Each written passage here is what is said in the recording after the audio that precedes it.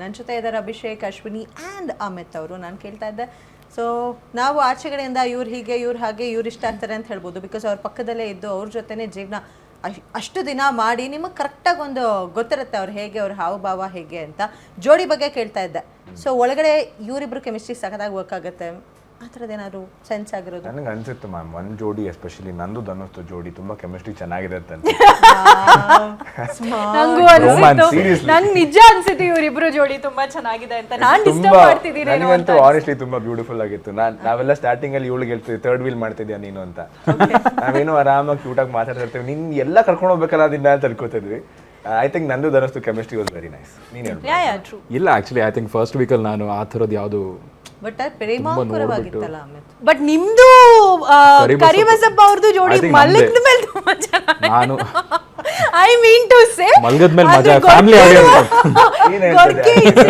Hello ಇಬ್ರು almost ಜಂಟಿ beds ಇದ್ದಿದ್ದು. ನಾನು ಕರಿಬಸಪ್ಪ ಎಷ್ಟು ಬ್ಯೂಟಿಫುಲ್ ಆಗಿ ಬಾಂಡ್ ಆದ್ವಿ ಅಂದ್ರೆ, ಒಂದು ಫಸ್ಟ್ ಗೊರ್ಕೆನಲ್ಲೂ ಸರಾಗವಾಗಿ ನಿದ್ದೆ ಮಾಡ್ತಿದ್ರು. 2-3 ಡೇಸ್ ಅವ್ರ ಬಗ್ಗೆ ಹೇಳ್ತಾ ಇದ್ರು, ನಾನು ಹಿಂಗೆ ನಾನು ಅದು ಮಾಡಿದ್ದೀನಿ ಅಂತ.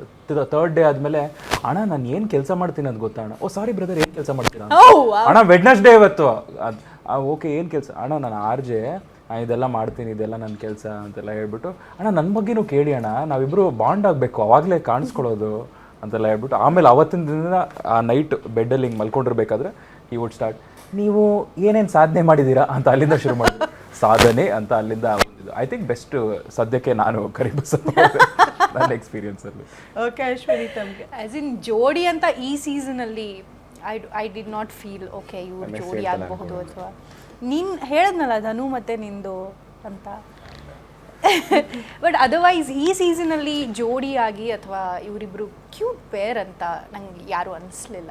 ಆ್ಯಂಡ್ ವೈಲ್ಡ್ ಕಾರ್ಡ್ ಆಗಿ ಎಂಟ್ರಿ ಕೊಟ್ಟವರು ಆಲ್ರೆಡಿ ನೋಡಿದ್ದರಿಂದ ಅವ್ರ ಸ್ಟ್ರಾಟಜೀಸ್ ಎಲ್ಲ ಪ್ಲ್ಯಾನ್ ಮಾಡ್ಕೊಂಡು ಬಂದಿದ್ದರಿಂದ ಅದು ಜೆನ್ಯೂನ್ ಅಂತ ಅನ್ನಿಸ್ಲಿಲ್ಲ ನನಗೆ. ಓಕೆ, ನಾನು ಒಂದು ವರ್ಡ್ ಹೇಳ್ತೀನಿ, ಯಾರು ಇದಕ್ಕೆ ಸೂಟ್ ಆಗ್ತಾರೆ ಅಂತ ಹೇಳ್ತಾ ಹೋಗಿ. ಮುಗ್ಧರು ನಾವು. ಅಭಿಷೇಕ್ ಮಲ್ಲಮ್ಮ. ಓಕೆ.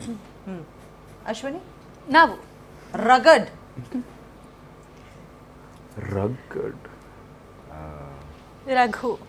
ರಘು. ಅಶ್ವಿನಿ ಗೌಡ. ಇಲ್ಲ ಮ್ಯಾಮ್, ಯಾರಿಗೂ ಅನ್ಸುತ್ತೆ.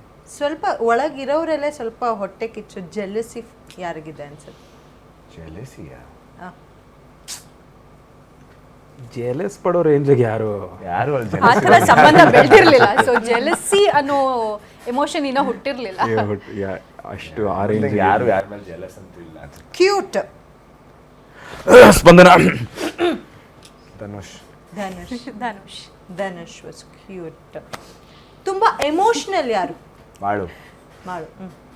ಓ ಎಕ್ಸ್ಟ್ರೀಮ್ಲಿ ಎಮೋಷನಲ್. ಹೌದಾ? ನಾನು ಪರ್ಸನಲಿ ನೋಡಿದ್ದೀನಿ, ವೆರಿ ಎಮೋಷನಲ್. ನಾನು ನೋಡಿರೋ ಪ್ರಕಾರ ಕರಿಬಸಪ್ಪ ಅವರು ಆಕ್ಚುಲಿ ಸಿಕ್ಕಾಪಟ್ಟೆ ಎಮೋಷನಲ್. 2 ಸಲ ಆತರು. ಐ ಬಿಲೀವ್ ಚಂದ್ರಪ್ರಭಾ ಅವರು ತುಂಬಾ ಎಮೋಷನಲ್. ತುಂಟ ತರ್ಲೆ, ಸಿಕ್ಕಾಪಟ್ಟೆ ತರ್ಲೆ. ಅಭಿ, ನಂಗೆ ಗೊತ್ತು ಬೇರೆ ಆನ್ಸರ್ ಎಕ್ಸ್ಪೆಕ್ಟ್ ಮಾಡ್ತಿದ್ರಿ ಅಂತ. ಇವನ್ ಎಷ್ಟು ತರ್ಲೆ ಇದ್ದ ಅಂತ ಯು ಹ್ಯಾವ್ ನೋ ಐಡಿಯಾ. 1 ನಿಮಿಷ ಹಿಂಗೆ ಕೂರೋದಕ್ಕೆ ಬಿಡ್ತಿರ್ಲಿಲ್ಲ. ಹೋಗೋಣ ಅಂತ. Actually he is actually ತರ್ಲೆ.